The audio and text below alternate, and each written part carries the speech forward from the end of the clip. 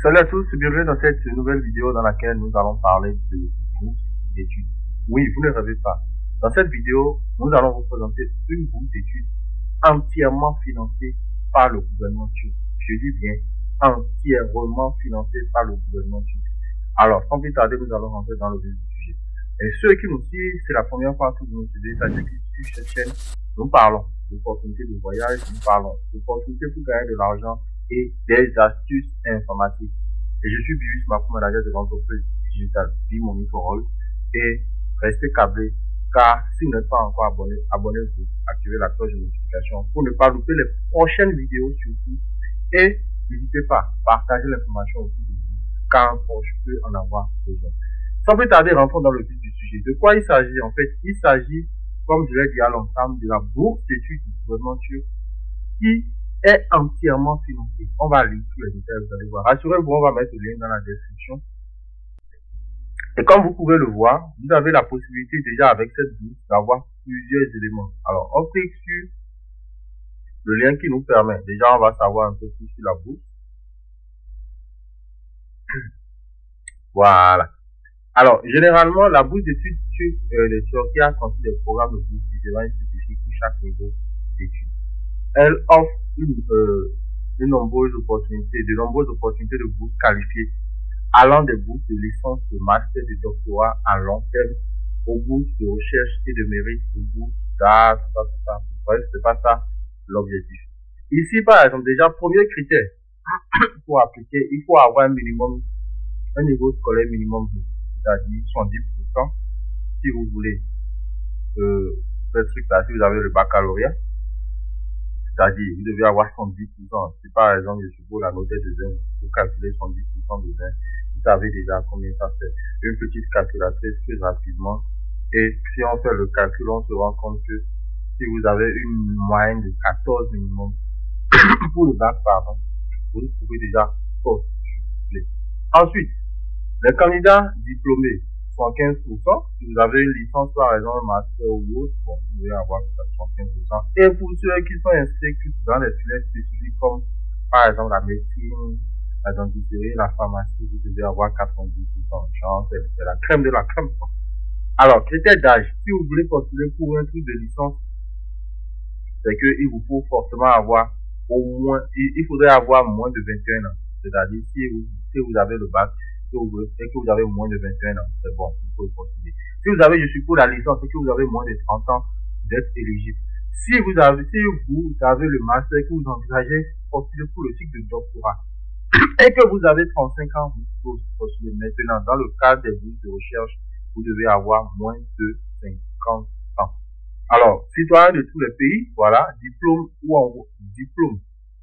Soit vous êtes déjà diplômé, soit vous êtes en voie d'obtenir votre diplôme à la fin de l'année universitaire en cours, c'est-à-dire avant août, chercheur et université. Je prends l'exemple, supposons que vous êtes en troisième année actuellement et que vous savez que avant août 2025, vous aurez déjà fini, vous aurez déjà obtenu votre diplôme. Si vous êtes sûr que vous avez déjà fini, vous êtes en train de faire les stages, et vous savez que avant août 2025, vous aurez votre diplôme, vous pouvez postuler à cette bourse-là.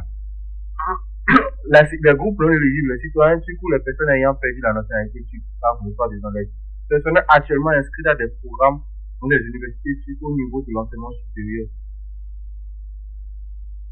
postuleront. Vous voyez.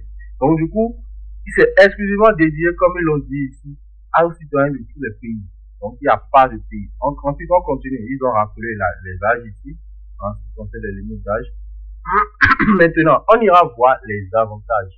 Les avantages, c'est ça qui nous intéresse le plus ici. Parce que là, comme vous pouvez le voir, vous avez droit à une bourse mensuelle de 3500 turcs, de livres turcs, 3500 TL.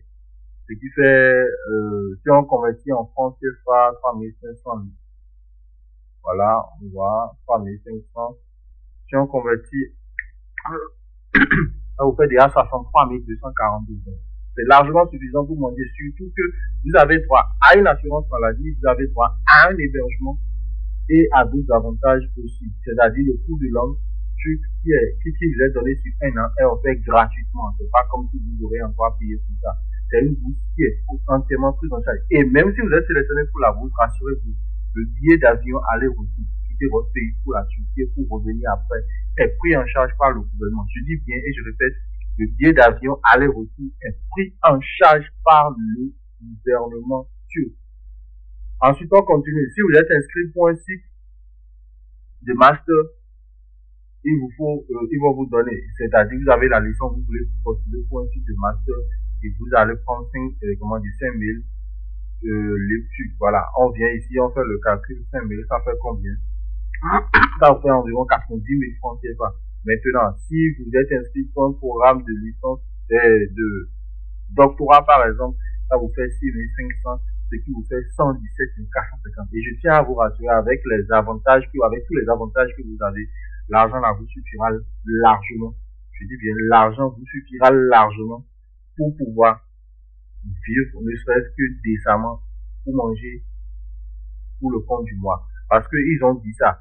Vous avez ça chaque mois. Au niveau du doctorat, est versé régulièrement chaque mois sur le compte bancaire que vous ouvrez à votre arrivée en Turquie.